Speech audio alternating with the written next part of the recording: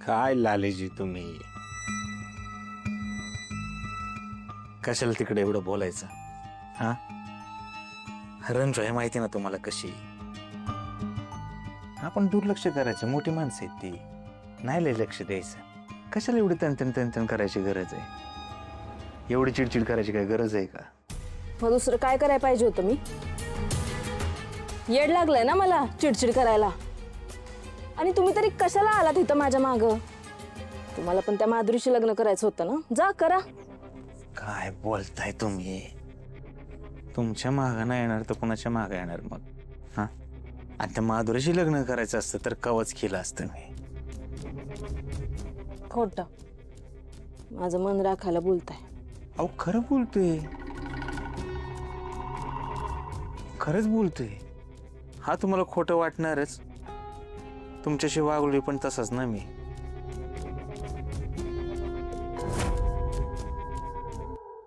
पण तुमच्याबरोबर लग्न झाल्यापासून मला खरं प्रेम काय आहे ते कळलं. खरंच तुम्ही माझ्या आजूबाजूला असावं नेहमी असं वाटतं. जर का आजूबाजूला नसाल ना तर कस तरी होतं मला, म्हणजे जीव गुदमरल्यासारखं होतो. अहो तुम्ही जर का आजूबाजूला नसाल ना तर मला वाटतं जीव जाईल की काय माझा. अहो असं नको बोलू.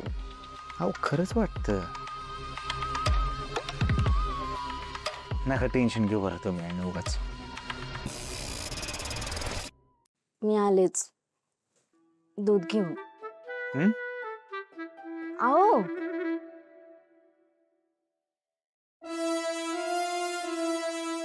काय चाललंय इथे? नकली गोपाळचं आयुष्य जगता जगता खऱ्या गोपाळसारखं राहावं लागतंय मला.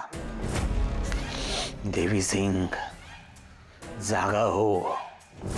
आपण इथे कातळवडीत पैसे घेण्यासाठी आलेलो आहोत, हे विसरून चालणार नाही. लवकरात लवकर कातळवडीतून पैसे घेऊन इथून पसार झाला पाहिजे.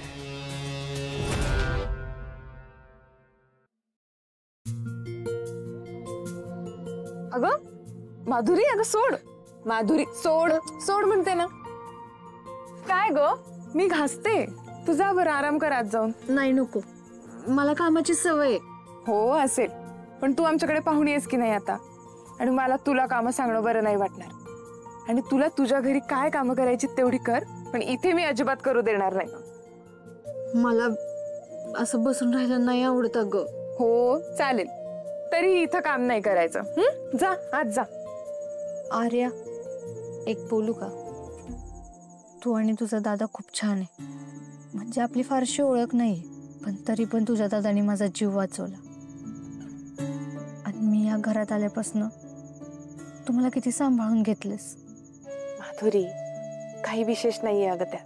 तुला खरं सांगू का, मला आणि माझ्या भावाला एकटं पडल्याचं दुःख माहितीये. आमचे आई वडील खूप लवकर वारले अगं.